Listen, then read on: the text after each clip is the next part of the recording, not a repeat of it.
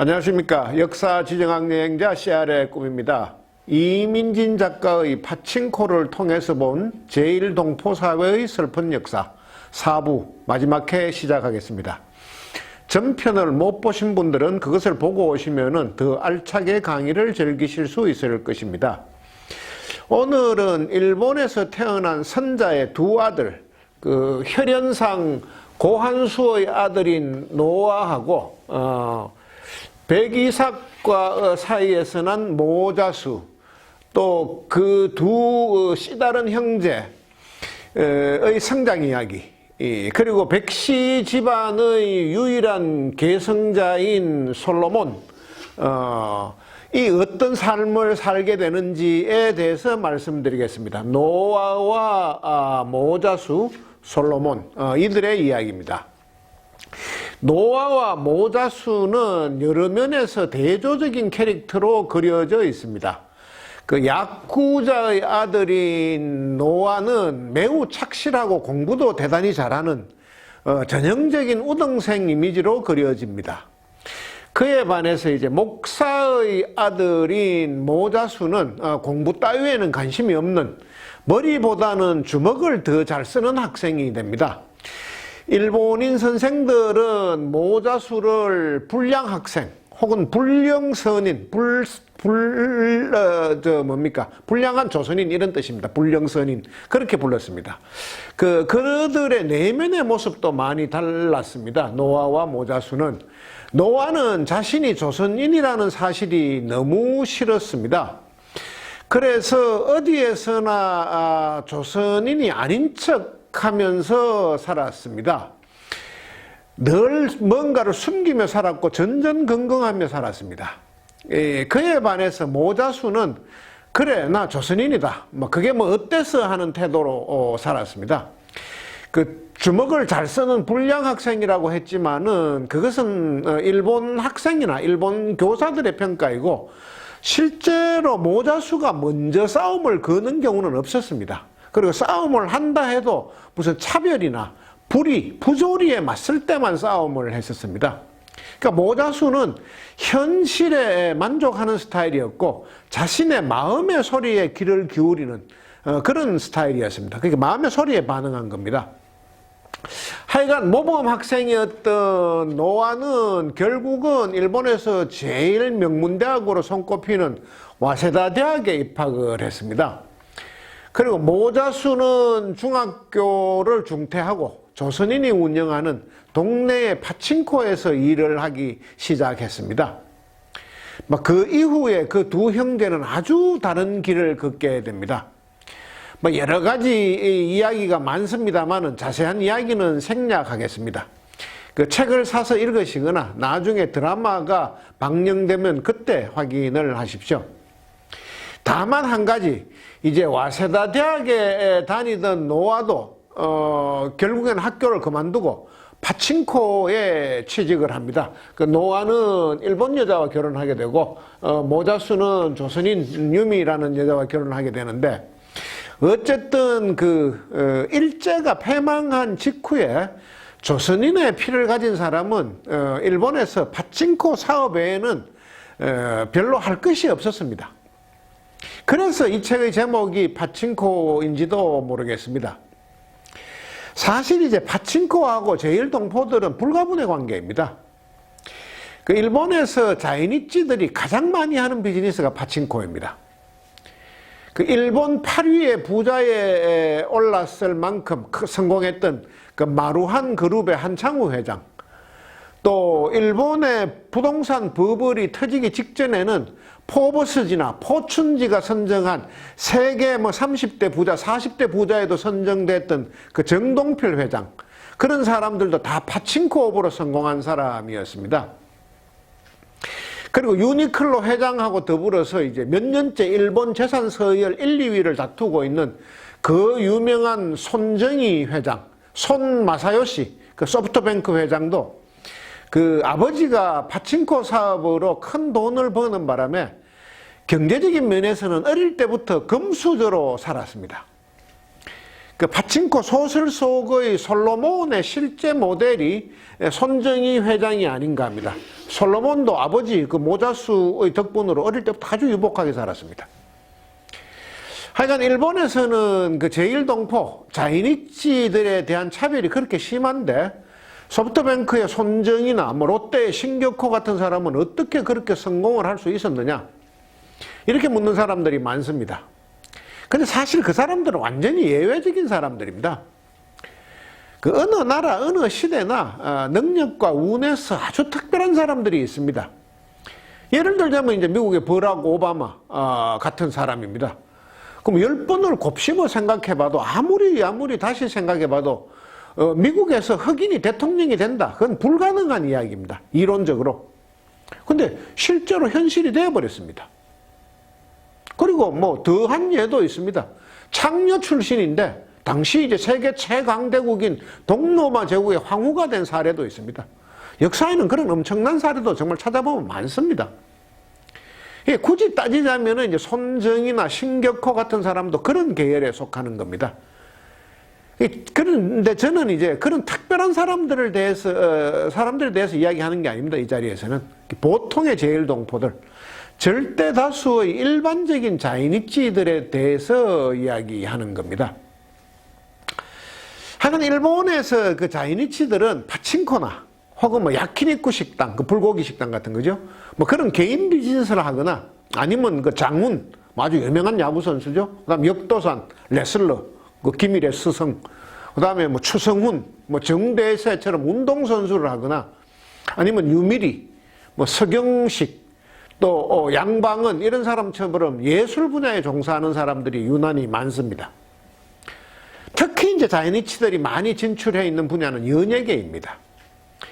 그 언론인 출신의 일본인 작가 우에다 다카히코라는 사람이 있는데, 그 우에다 다카히코는 자신이 쓴 제1한국인의 저력이라는 책에서 일본의 연예계는 한국계가 꽉 잡고 있다, 거의 장악하고 있다, 이렇게 밝힌 적이 있습니다.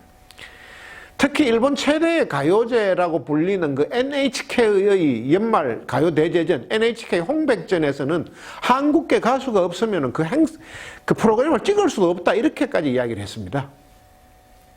그 연예인 가운데 자이니치들이 많다는 것은 사실은 공공연한 비밀입니다. 기질적으로 일본 사람하고 연예인하고는 잘 맞지가 않습니다.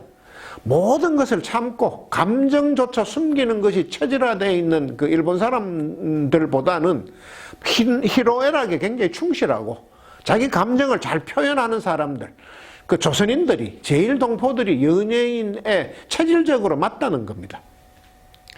근데 그 자이니치 연예인들은 스스로 자신들이 한국계라고 밝힐 수는 없다고 합니다. 절대로.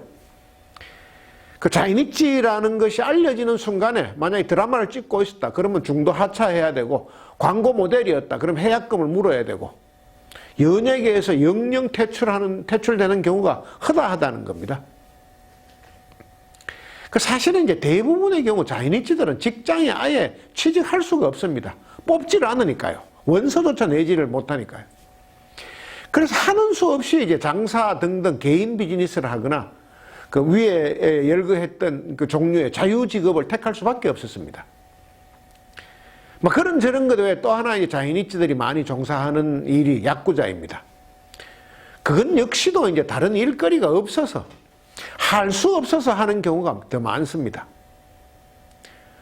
이 책에도 그런 부분이 나옵니다. 그 지난 강의에서 말씀드렸던 그 마쓰다 소노코 할머니, 그 제1조선인 북송사업 때문에 두 아들을 잃은 바로 그 할머니와 연관된 부분입니다. 그 선자의 둘째 아들 모자수는 그 자신의 아들인 솔로몬이 그 일본인에 비해서 조금도 손색 없는 직업에 종사하는 걸 꼭 보고 싶었습니다. 그 빠칭코업이나 야쿠자가 아닌 보통의 직업, 그 중에서도 그 당시에 가장 각광받던 직업인 국제금융인으로 키우고 싶었습니다. 그때는 은행이 최고였습니다. 특히 이제 일본은행이나 일본산업은행, 아주 그런 은행에 넣고 싶었습니다. 그래서 어릴 때부터 솔로몬을 국제학교를 보냈고 미국 유학까지 시켰습니다. 미국에서 명문이죠. 아이비리그에 포함되죠. 콜롬비아 대학을 마친 솔로몬은 아버지의 소원대로 이제 당당한 국제 금융인이 됩니다. 그 영국계 금융회사인 트래비스에 채용돼서 일본 지사 직원으로 파견이 됩니다.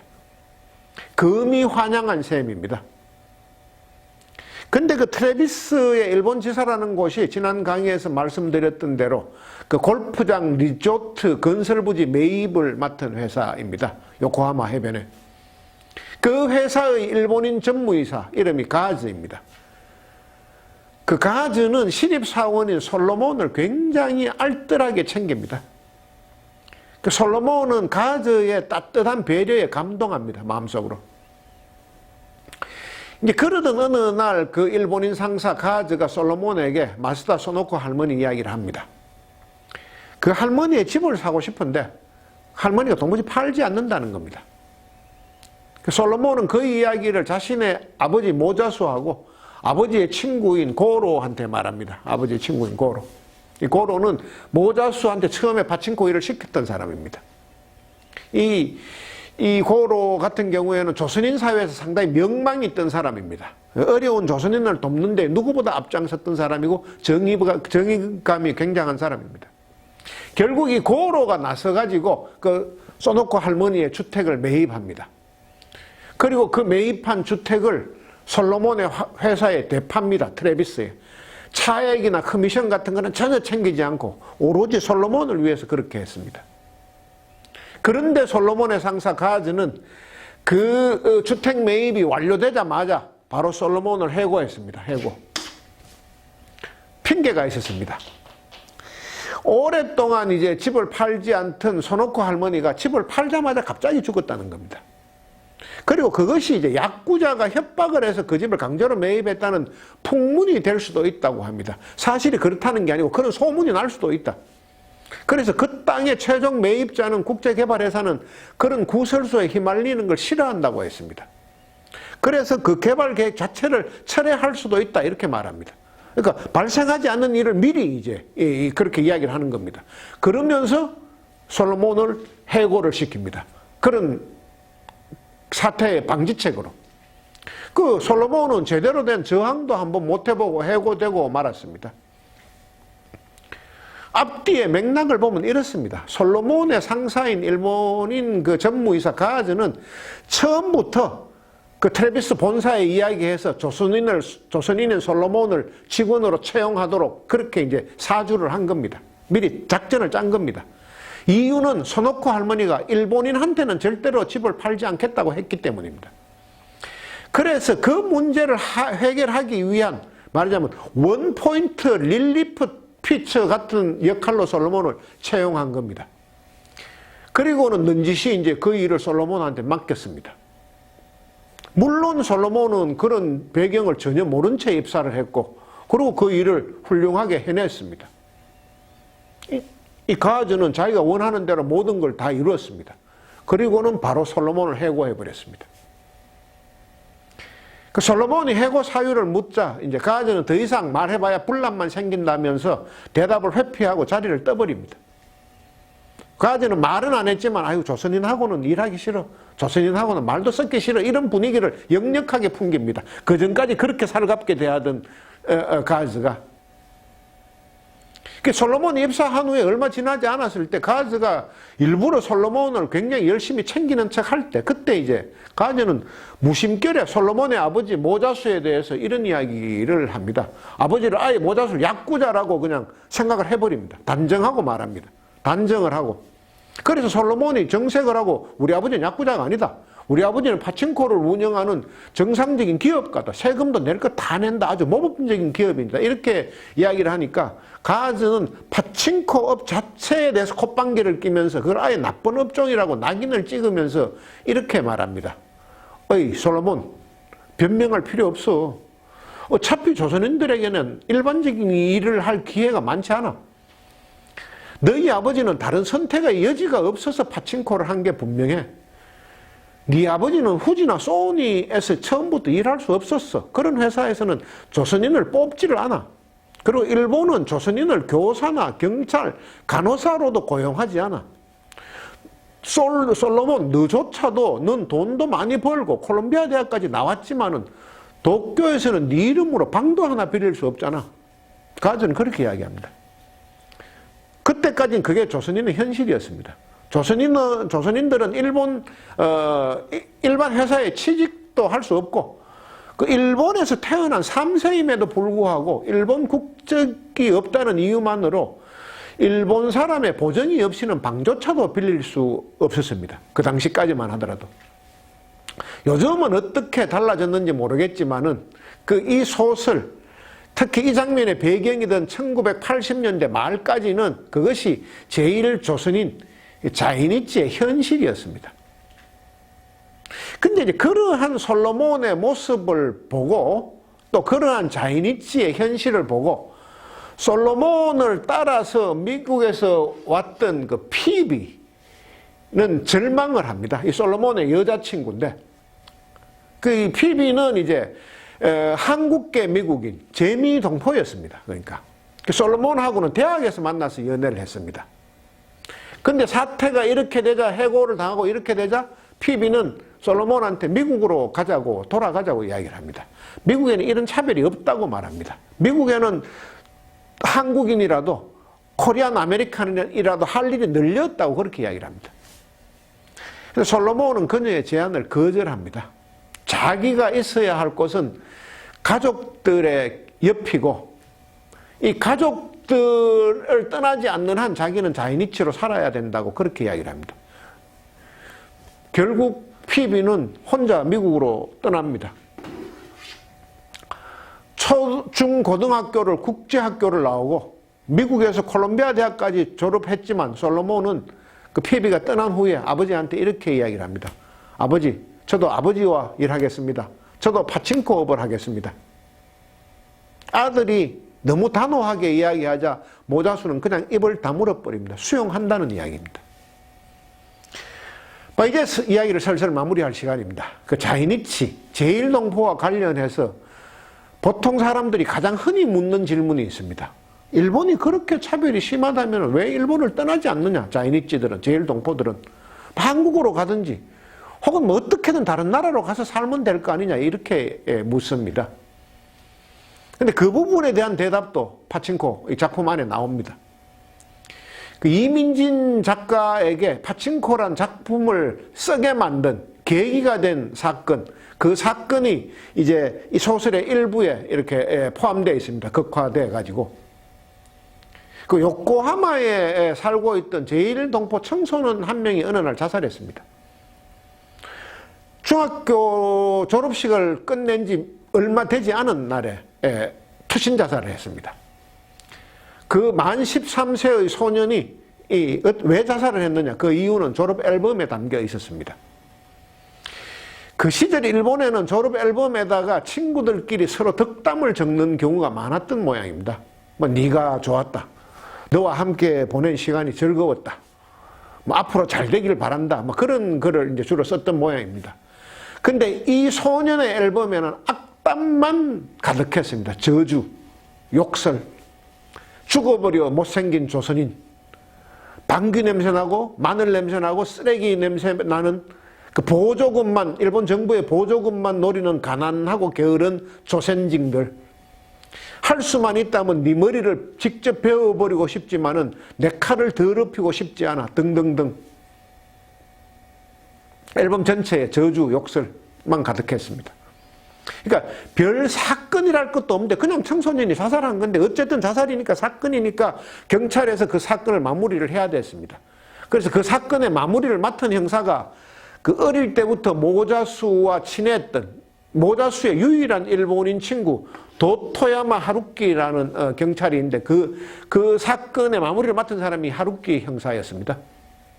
그 하루키가 그 학생의 부모를 만나고 왔던 날, 그 자신의 눈으로 그 앨범 속에 적혀 있는 그 자이니치들을 향한 그 저주의 말들을 확인했던 날, 그날 저녁에 이제 모자수를 만나서 술을 한잔 하면서 그 아이가 너무 불쌍하다.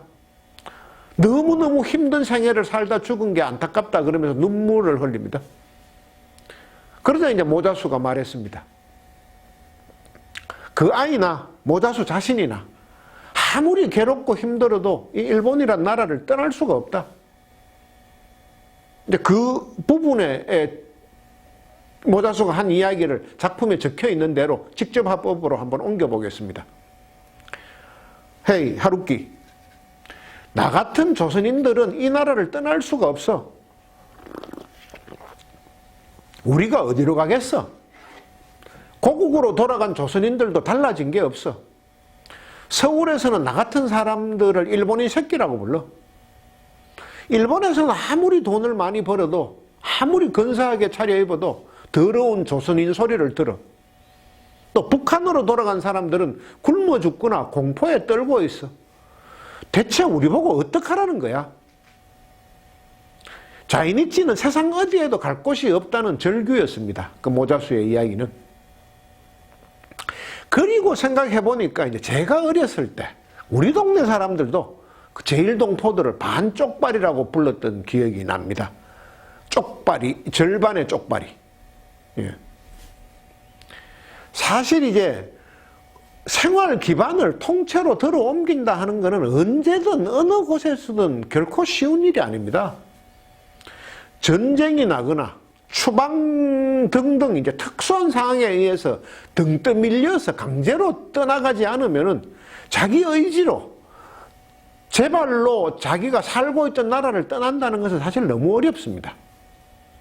특히 이제 자식들은 그 이주하려고 하는 나라의 현지 말을 할 줄을 모릅니다. 그렇게 되면 문제는 더 심각해집니다. 애들은 그 나라에 가서는 그 말을 완전히 익히고 할 때까지 차별을 받기가 아주 십상입니다. 어느 나라를 가든지 간에. 그렇게 되면 그건 정말로 절망의 낭떠러지에 서게 되는 겁니다.